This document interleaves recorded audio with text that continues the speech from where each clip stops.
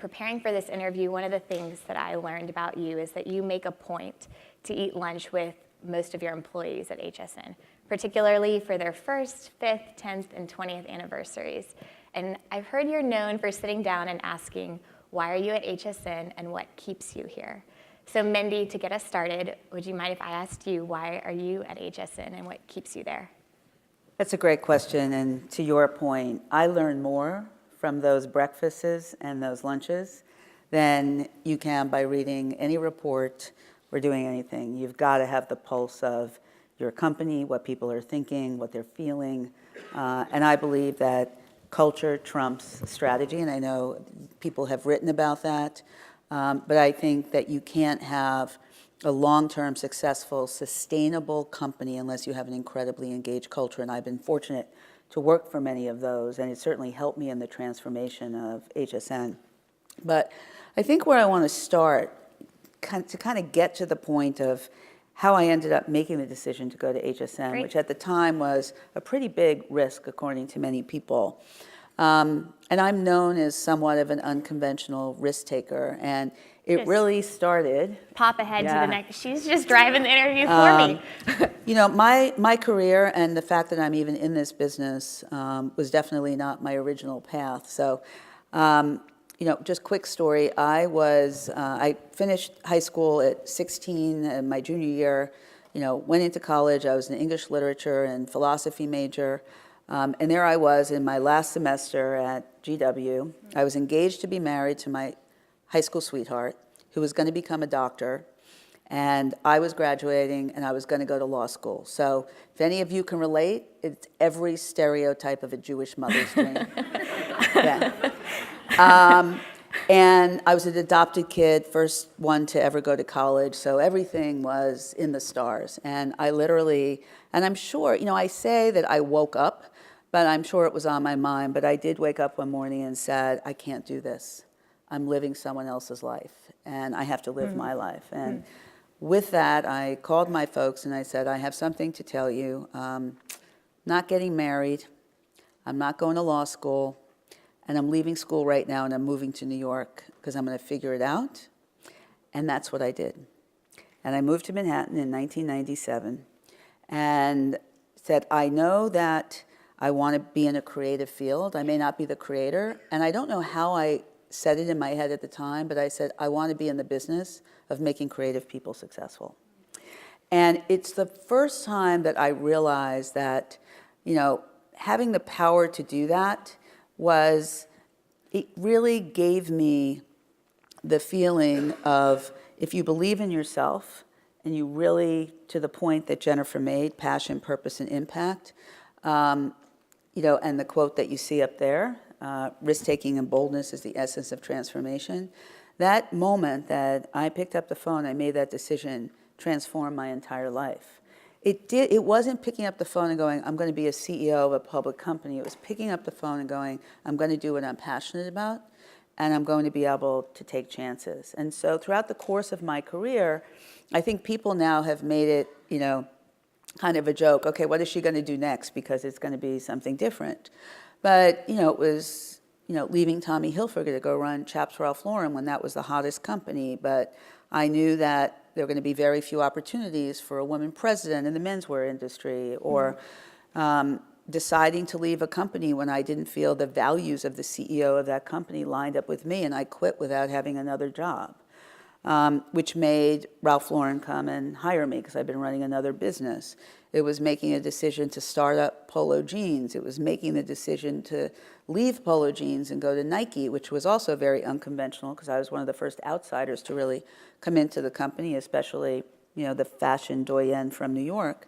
And then fast forward to how I made the decision to go to HSN. You know, I'd been at Nike for 6 years, and it was a spectacular experience. I worship at the altar of Phil Knight. He's an amazing man. And I had great opportunities at that company. I was the most senior woman in the organization. I ran their global apparel business, but I also had the opportunity to spearhead kind of their transformation to really be more emotionally connected to women, some of the work on the Nike Foundation and the Girl Effect. But I was at a pivotal point in my career. I was in my late 40s, and they had just announced a new CEO, a new president, both of whom were about 50 and had been at the company a long time. And most importantly, they were in very good health, so that succession plan wasn't looking like it was happening so fast. But it was truly like, what was life after Nike? And be, look, where was I going to go? And I think, too many people were like, she's going to go run the Gap, or she's going to go run this. And I just knew that wasn't the case. And I had the opportunity to travel the world and really see how technology was changing the landscape, much more so yet than it had in the United States. So really the explosion of mobile in Japan and what was happening, around all the marketing efforts, whether it be the Olympics or World Cup. And I just said, if I'm going to do anything, I want to be in a direct-to-consumer business. Because I'd worked with all these great storytelling brands, and we would create the narrative around the product, and we would create the technology, for example, at Nike, and we'd have all these stories. And then I would see my dreams dashed by going onto a selling floor, and nobody was telling the story the right way to the customer. So I said, I want a direct-to-consumer business. I want a business that's going to be able to take advantage of what's happening in technology and what's happening in changes in consumer behavior. Because the way consumers were consuming, right, media, information, how people were changing their habits of shopping, how could I take advantage of that? And so when I got this call from Barry Diller, to say, I got a call from a recruiter that Barry Diller wants to talk to you about going to take over IAC Retail. And I said, that's great, but what the hell is IAC Retail? I'd never even heard of it.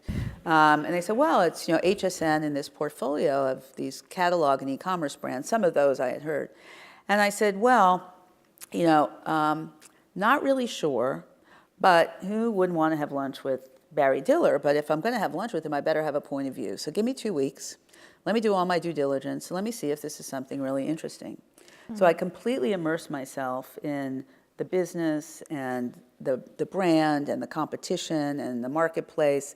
And I'll never forget, I'm watching and I'm glued, and I wasn't even familiar with it before. I'm glued to this channel, like constantly. And my husband's like, oh my God, are we watching this again? And I also was a big Food Network freak, right? I love Food Networks. And this is 8 years ago. And I'm going, what would I do with this? What would I do with this? How could I make it more engaging and interesting? And all of a sudden, I was watching Food Network, and I clicked over to HSN, and Wolfgang Puck, who was the only person in this video that was on HSN at that time, 8 years ago. None of those other people had been launched.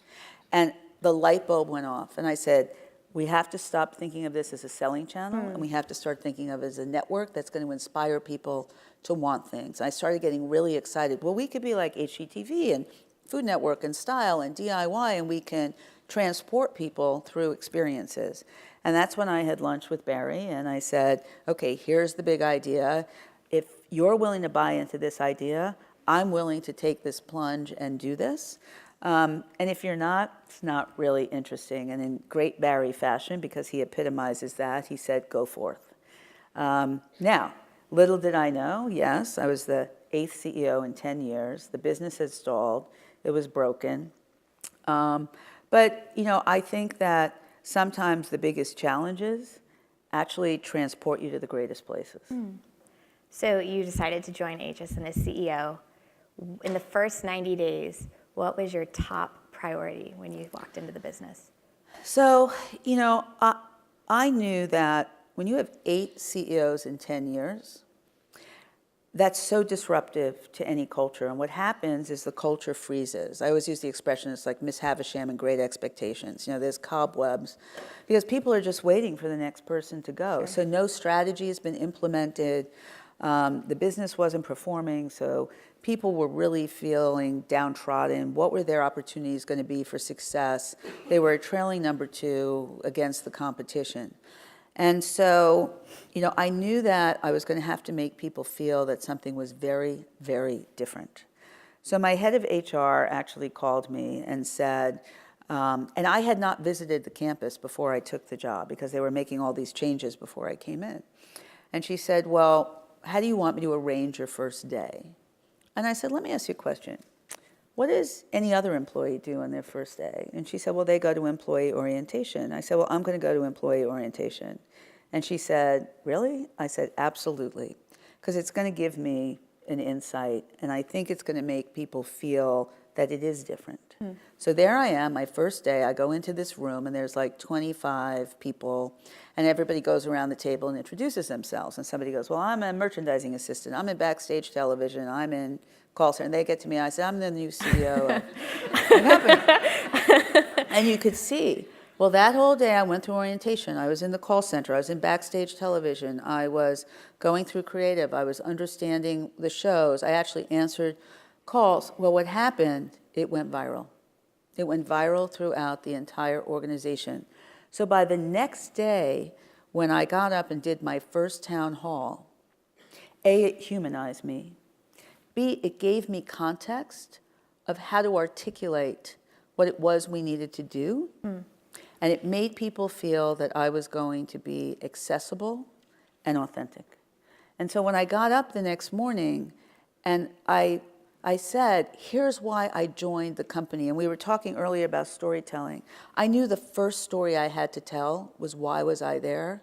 Why was I passionate about the future of this company? And I had to make it personal. But because I'd had that experience, I was able to make it personal. So all of a sudden, people felt that it is different. We do have a future, and we're gonna go with her, on this path. And I think that really igniting the culture and being believable and then setting a vision is what changed the entire business dynamic. So you've talked a lot about the importance of culture and resetting the culture at HSN. And a lot of leaders talk about the importance of culture. I'm wondering if you can pull back the curtain a bit for us and tactically, apart from town halls and telling your personal narrative, how did you build the culture at HSN to what it is today? So the way I think about culture is I have 6,000 employees. Every one of them go home at night. Every one of them has neighbors. Every one of them goes visit. And somebody, or they meet a new person and somebody goes, who do you work for? You want that person to be your greatest evangelist. You want them to be proud of what they're doing and they're embedding themselves in the culture. And very often when people come to visit at HSN, they say, oh my God, it's almost like a cult. I think that's a good thing, by the way, in a good way, not a bad way. So's Nike, so's Ralph. What I had to do was make employee engagement the #1 priority of the company, as while I was working on the brand and the business strategy. So with my executive leadership team, I said, we're going to make employee engagement our #1 strategy. The second thing I did was I made it very clear to the organization what my expectations were. And there were 3 sort of people. There were the evangelists that were like, woohoo, we finally have someone here who's going to take us somewhere. The second group of people were like, sounds interesting, but let's see. They needed to give it time to, get through the period. And then the third group of people were the blockers. They were the toxins, right? I believe that you have to get rid of toxicity in any company that you have. I don't care how smart, I don't care how talented, I don't care how long they've been there. If somebody is going to create a toxic environment, you have to make a change. But I made it very clear to people, here are my expectations. I think the other thing that's important, I think too many CEOs who go into companies that are not performing make the incorrect assumption that everyone in the company is probably not talented. It's usually because the leadership was not inspired and it wasn't great leadership. So what I had to do was do a talent assessment. And I had a lot of talented people that were actually keeping the company together throughout this time. So I have my CFO, who's now CFO and COO, Judy Schmeling, has been there for 19 years. She's been my partner throughout this whole thing. I've had the same head of HR, I've had the same operational people, but I did have to bring new people in to the front of the business who were going to have to understand what a lifestyle brand was and understand kind of what we were trying to accomplish. So I had to bring in a new head of television, I had to bring in a new head of creative, I had to make the company become a digital company, et cetera. But the #1 thing I had to do was inspire people around a vision. And I think when I'm always asked about what are qualities of leadership, that ability to set that vision and bring people along with you and inspire them to get there is critical. So what I did 6 months after I was there, I set a giant tent up. We have a 70-acre campus in Florida, so we have 7 television studios, and it's huge. And so I erected this giant tent, and I had 2,500 people, and then I broadcast it to our other facilities outside of Florida. And we did a multimedia presentation, and we rolled out the new vision, the mission, the strategy. We wrote a manifesto to our customer, and we basically told the story of what our brand was going to be in the future and how we were going to get there. And at the time, when we showed a video at that event, we had none of these personalities. So we had to use other people's creative to get us there. But that was what launched all our new creative, our mission, which was to bring the joy and excitement of new discoveries every day to our customer, and our vision for being a disruptive force and changing the landscape of retail. And they were very bold statements at the time, considering where the business was. But I think too many people marginalize things. My husband, who's an economist and a physicist, he uses this expression: too many people are guilty of infinitesimal incrementalism, right? You do have to set bold goals, but then you have to give people the path to get them. You just can't put them out there without the strategy. So I think it was a combination of making everybody feel they didn't have a job, they had a mission. And if they embraced that mission and became evangelical in a way, that we were going to create something that didn't exist, and we were going to change the face of the business. And that's what excites people to this day. When I have those lunches and I go, why are you here and why do you stay? The people, the culture, and that we are connected to our customer. We're doing something different every day. The company has an intellectual curiosity, and we're innovating, and we want to be a company of firsts. That's what they say. This past year, you've had a pretty big innovation in your brand. So you've reconcepted from there's no place like HSN to it's fun here. Tell us, we know that brand is a lot more than a tagline. How do you reinvent a brand? Yeah, it's interesting. I think that there are different iterations you kind of go through. So when I first came into the company, it truly was transformation. I literally had to change the way everyone, employees, the marketplace, our customer, when we went public, the shareholders, how they thought of us as a company, that we were a content company versus a selling or a shopping company, that we were an innovation company, all of those things. So that was transformational, and we built on the brand strategy and the business strategy. Well, we're about a year and a half ago, we were like, okay, we now need to unlock that next level of growth. And we're going to have to be a little disruptive. And I'm a big believer, if you do not disrupt yourself, you're going to be disrupted by somebody else. And I said, we need to disrupt our business a little. We have to reorganize how we're structured. We have to redeploy assets against the things that are going to be more important. It's not just watching a live show on TV. We're going to have to change how we create content for digital and how we think of ourselves. We're going to have to change how we innovate. And we're going to have to look for strategic partners and how we're going to get there. And we're going to have to make some massive bets on capital expenditures around systems and supply chain, et cetera. But on the brand side, what I said was, we've articulated there's no place like, but now we have to answer the question why. Now we have to tell her why. We've told her this is unique. Now we have to tell her why. And so we did a lot of consumer work. We met with a lot of our customers. We do all the time. We worked with two different companies. We worked with an insights company, and then we worked with Deutsch to both say, what are the things that she's feeling, but what are the things that we have to do to be able to bring a new generation of customers in without alienating our core customer? How are we going to surprise and delight? So we took all that work, and we came up with the answer to that question is it's fun here. It's spontaneous. You never know what's going to happen next. As I said, our store changes every day.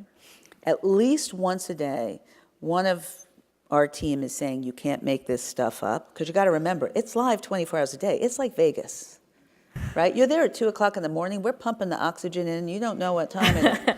And that's really what we're about. And, one of the things that had real meaning to me and why I really believe in this tagline, as everybody remembers, 2008, 2009 were pretty tenuous times. And we went public in August 2008. Probably one of the last IPOs that happened. And I'll never forget, I spent the summer of, it seemed like a good idea in November 2007, by the way. But Judy and I spent the summer raising the bank financing and raising the debt. So imagine two women going into all these financial institutions, explaining to them why they needed to invest in a company at that time that was all about shopping. But we were determined, and we raised every penny and more, and we did go public. Our stock came out at about $10, and in December 2008, it was $1.43, and our market cap was smaller than our receivable balance, and it had nothing to do with the fundamentals of the business. It had to do with the fact that the world was falling apart, and I needed to keep the organization forward, moving forward. It was probably one of the toughest leadership times I ever had because I knew I had the fate of 6,000 people and their families at stake. I also knew our strategy was working, so we really had to go out and focus on the sell side. But I also had to focus on my customer because what I was feeling and what my employees were feeling, she was feeling. The world was falling apart around her. And I remember saying to our organization, she may not be able to buy anything right now, but there's never going to be any bad news on HSN. We're not going to not acknowledge what's happening. But you know what? Instead of selling high-end jewelry, we're going to tell her how to save money and how to cook at home for her family. We're going to tell her why this heater is going to save her a fuel bill. Or we're just going to make her feel great if she wants to buy a mascara. And we're going to really respect her and make her feel great if she can't buy anything. This is a place that she can come and be a respite for the storm because it is fun here. And a lot of people weren't having fun then. And I think that our approach, both in our employees, and the second thing about that time, I think the companies who have really not just survived but have thrived post that period are the companies that decided to take it as an opportunity to be offensive and not defensive, and invest appropriately and redeploy appropriately and galvanize against something. And I'm a big believer that how we managed that period was a big part of our success and is what our customer responded to. And she continues to respond. And that's why we measure not just employee engagement, but customer engagement. And that idea of giving her experiences every single day are so important. And since you've weathered that storm, HSN has seen phenomenal growth. And one thing that I'm curious about is, as a business leader, how do you balance initiating things to drive revenue and spend per customer with ensuring that you're keeping the customer's best interest in mind and they're not spending beyond their means? So you can disagree with the premise that I think if you get really good at what you're doing. No, let's talk about trust, right? So, trust is across all your constituencies, right? So if you fast forward today, we have a $3 billion market cap and a stock price of 56. We're a public company. So, my belief is that the best companies, yes, they have to execute quarterly, but you run your business for the long term. Number one, that's really critical. So you talk about trust. Your employees have to have trust. Your customers have to have trust. Your shareholders have to have trust. And it's a combination of trust and respect. And I'm asked the question, I was asked the question earlier, well, you talk about trust all the time, but you're kind of really selling something to someone. And my answer to that is yes, because we're hsn.com, not hsn.org. And we have to have revenue, and we have to have profits, but we have to do it the right way. So I have to have trust and respect for my customers. So when I got to the company, they were selling products that weren't of the quality that they should be. They had moved 30% of our calls offshore, so she wasn't getting the service and the respect when she called in that she needed to be. And we weren't respecting her as an individual. So we completely changed the dynamic and said, we're going to invest, and I'm willing to lose profits in the short term to create an experience that was going to retain my customers in the long term. So we actually spent more even when we weren't performing as a business. We brought all those calls back. We created a work-at-home program. We added 1,000 jobs in our local communities. That enabled us to get a higher level of individual that works for us, and that program is now 6 years old and has expanded, and we've written a white paper. Now other companies use it. We now have some of the highest, not just employee engagement scores, but customer engagement scores. So that was one. Number two, we use a very strong filter in the products, the stories, and the storytellers we were going to have. And we made quality our number one priority, because we actually have to excite the customer twice. Once when she feels this is a product that she wants, and second when she gets it home. And the last thing we want to do is disappoint someone. We want her to get even more excited.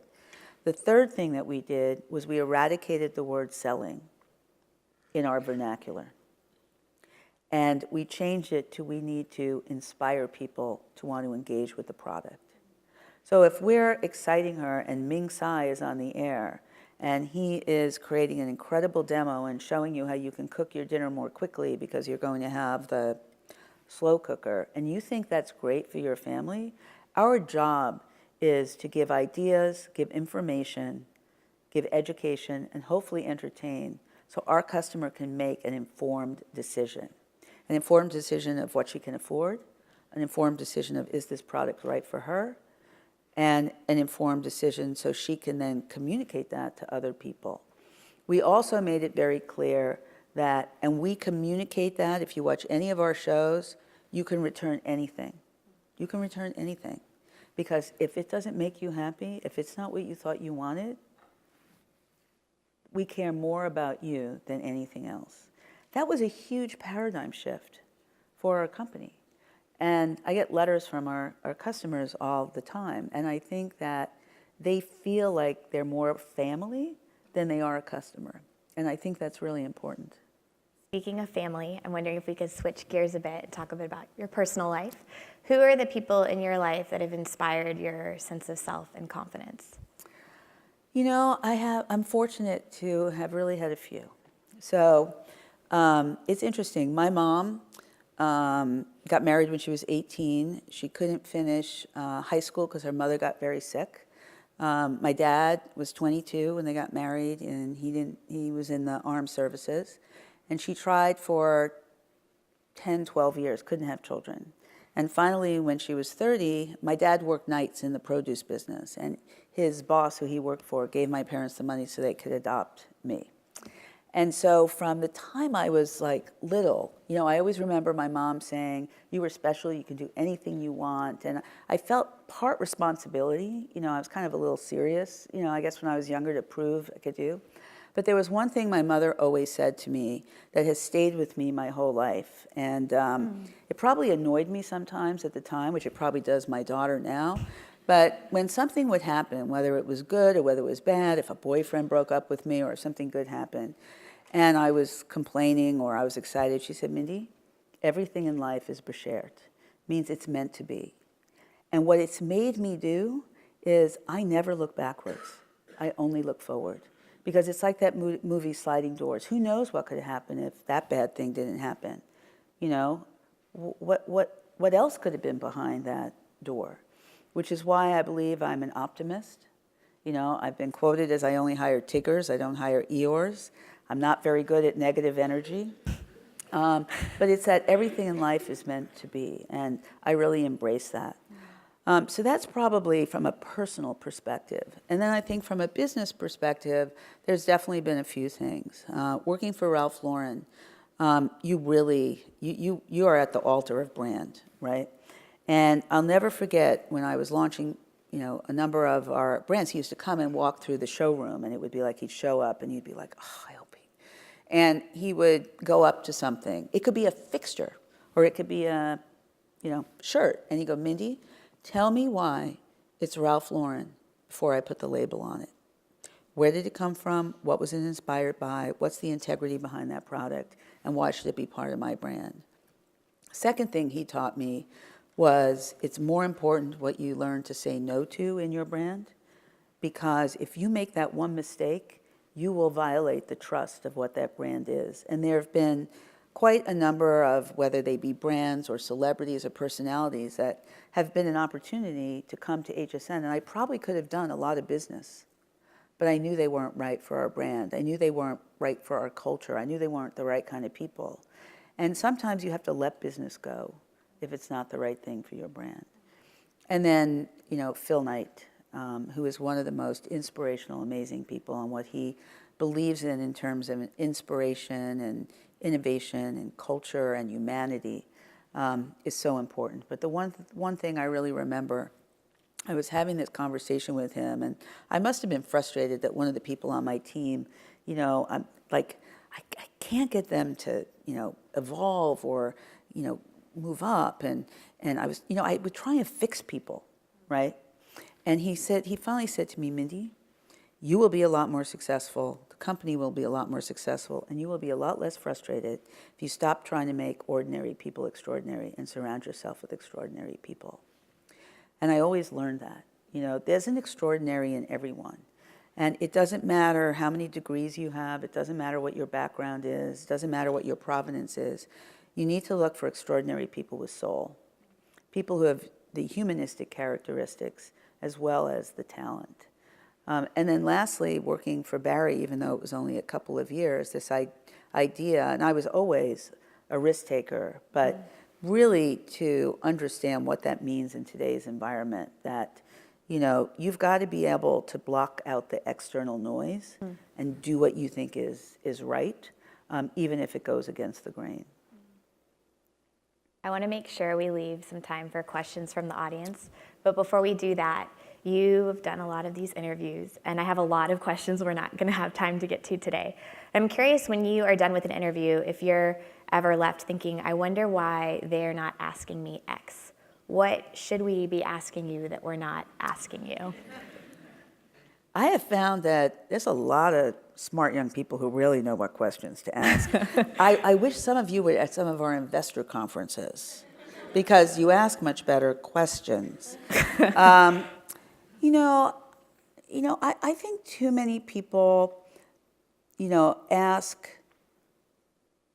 the business questions. I think what we talked about today is really important. I think you have to ask the soul questions. What drives people? What motivates people?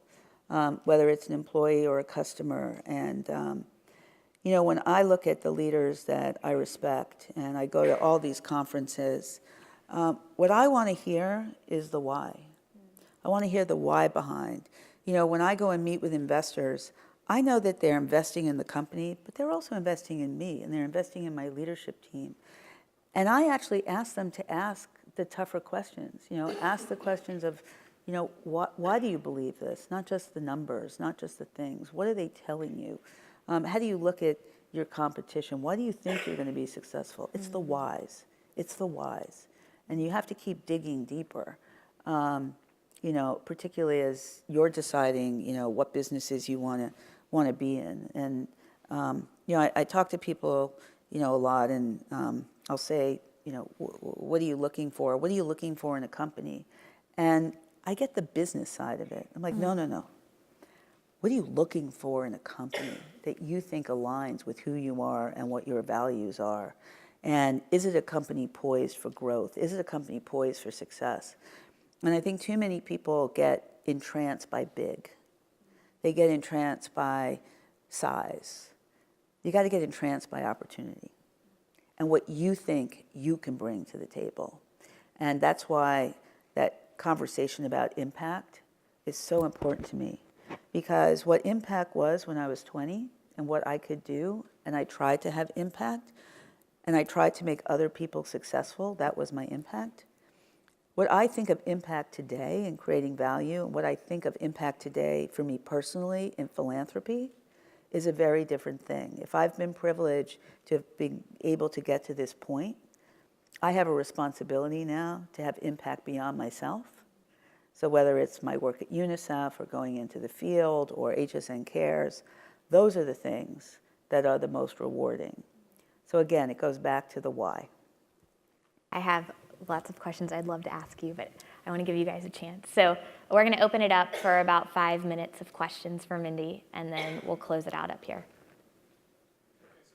First question from the audience via Twitter was, Mindy, when you first arrived at HSN, how did you identify the people who you could trust and rely upon for your transformation? It's a great question, and it was the first thing I needed to do. As I said before, I brought my leadership team together, as well as articulated to the company what my personal philosophy was, what was acceptable in behavior and the people and the character that I was looking for, and what wasn't acceptable. We very quickly defined what the elements of our culture were and what people had to do and the type of people that were going to be successful in that culture.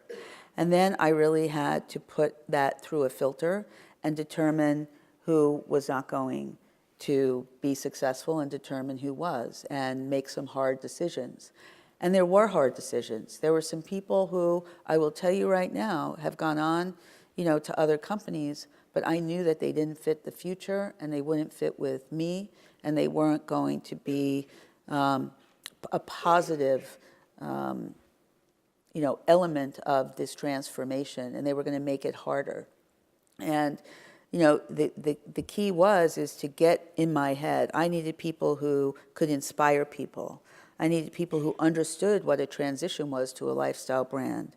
I needed people that were going to be evangelists and work to engage the culture, that had positivity, that certainly they had to have the brains and the intellect and the capability, but it wasn't about a resume. It was about who those human beings are, and more important, were they going to make it a mission and were they going to commit? And fortunately, as I mentioned before, I had some very talented people, but what I really appreciate is the first people I hired. Bill Brand is now our CMO and head of business development for the corporation. Andy Sheldon is now opening our entertainment offices in LA. So all the people that came in the beginning are still there because they still think it's a mission, and I think that's really important.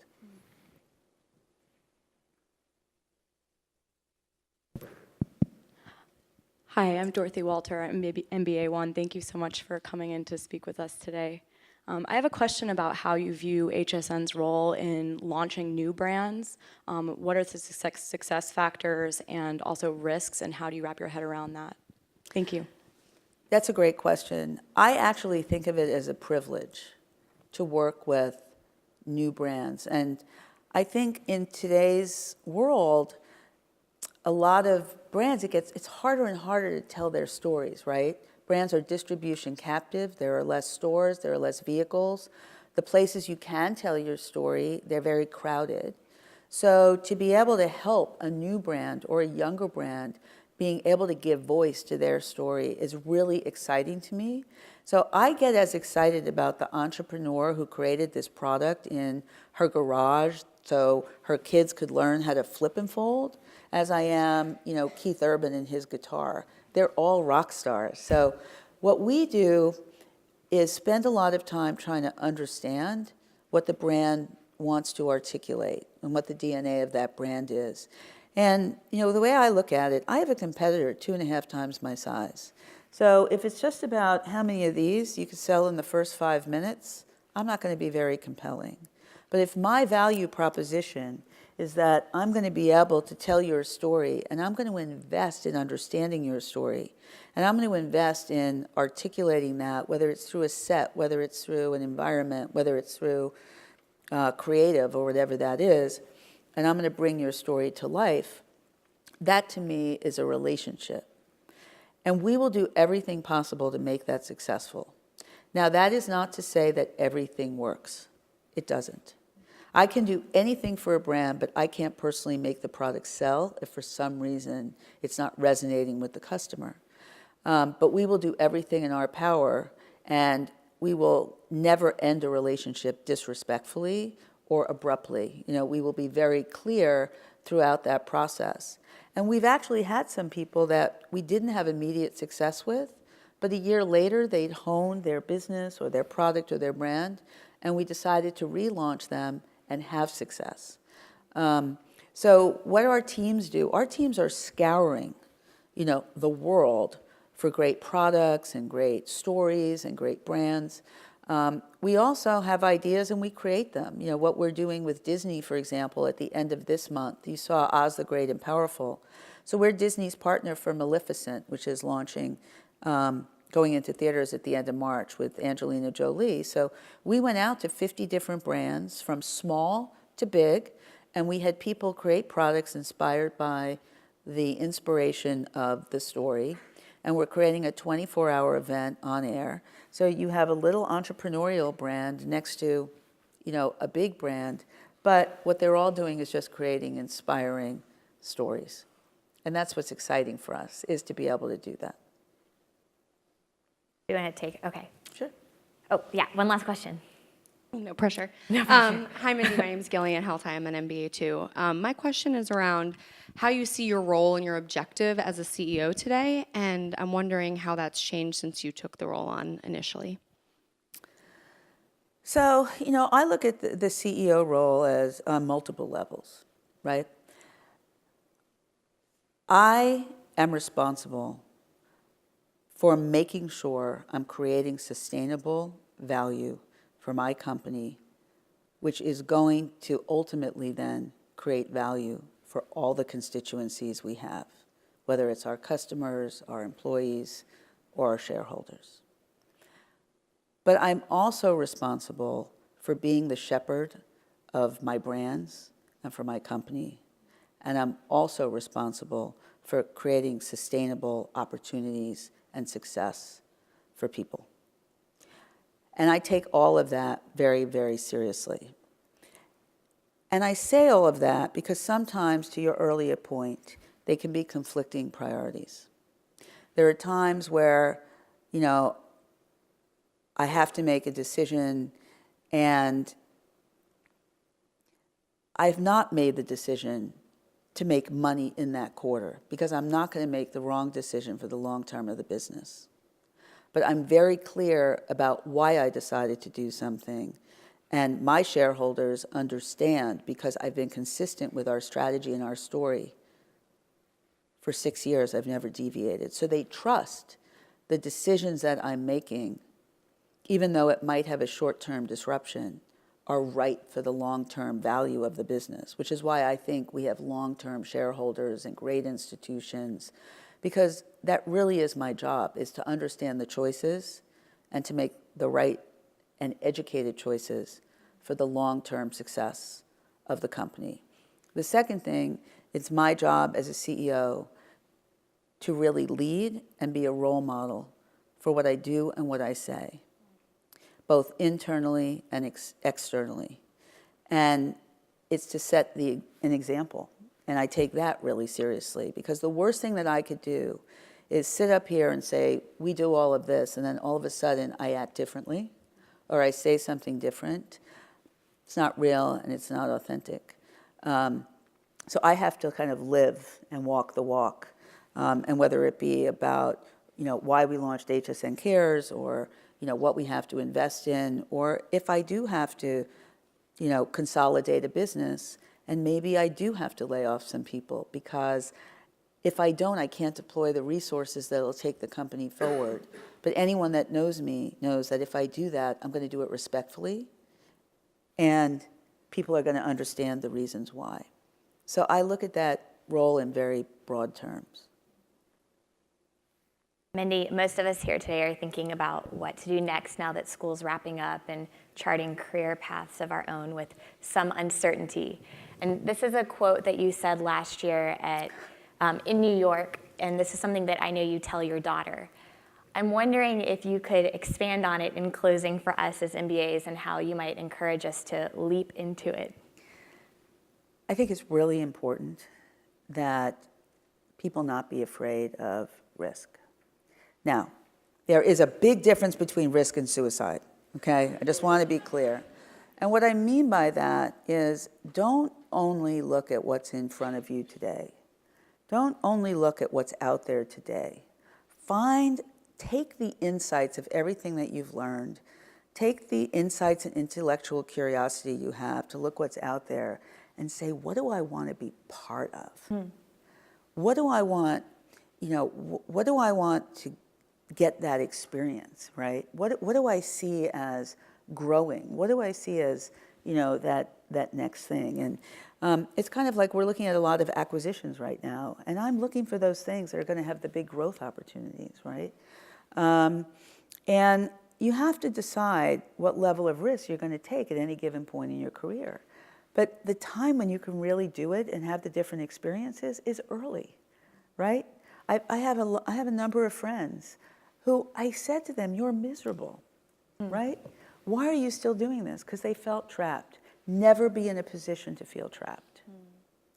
Believe in yourself enough that you need to find those things that are, because if you're inspired and you're excited and you're part of something, you're probably going to be successful because you're doing what you love. And, it's interesting. My husband went to school, got his undergraduate, his master's, and his postgraduate in applied mathematics and physics. He's like a real geek. He studied with Stephen Hawking, right? And he goes, I don't think I want to do this. Then he went to law school, and then he went and he practiced law for 5 years, and he was miserable. And it's kind of when I met him. And he said, you know what, I can't do this. And he just decided to give up law and made a segue and said, I want to figure out maybe how to go into banking, which he did. And he went and he said, I'm going to make my segue into derivatives and swap documentation, and went into finance. He had some backup options. But he's always been one of these people that, at his true heart and soul, I think he's an academic, but he's got this incredible intellectual curiosity, and the most important thing for him is, I need to fill my intellectual curiosity. So that was always his guiding post. Mine was, I've got to be inspired, and I have to be creative, and I have to have an outlet for my creativity. The most important thing you can do, and the most empowering thing you will ever do throughout your entire life, is know yourself. Know yourself. I think self-awareness is the key to everything. We spend a lot of time on that here at Stanford Business Yeah, School. know the good, the bad, and the ugly, right? So we're on the right Okay? track. Trust me. I know what my derailers are, right? But it's empowering if you know what you're made of, because then you can put those things through the filter of what's real and what's important. And when people work for you, if you're really honest and you're willing to tell people what your strengths are and you're willing to tell them what your weaknesses are, they're going to trust you a lot more because you're willing to share that. And we have a joke. We all know what our derailers are. Mine, I'm not very patient sometimes. One of the other guys is mischievous, so he'll try and, when you're under stress, you have to know what it is. So we can be in a meeting and we'll be able to call each other out and go, you're derailing, right? And I just think it's, self-awareness is empowering. So know everything you can about yourself, know what gets you excited, and then find that path. Mindy, thank you so much for being here with us Thank you today. for having me. We really appreciate it. And Thank you.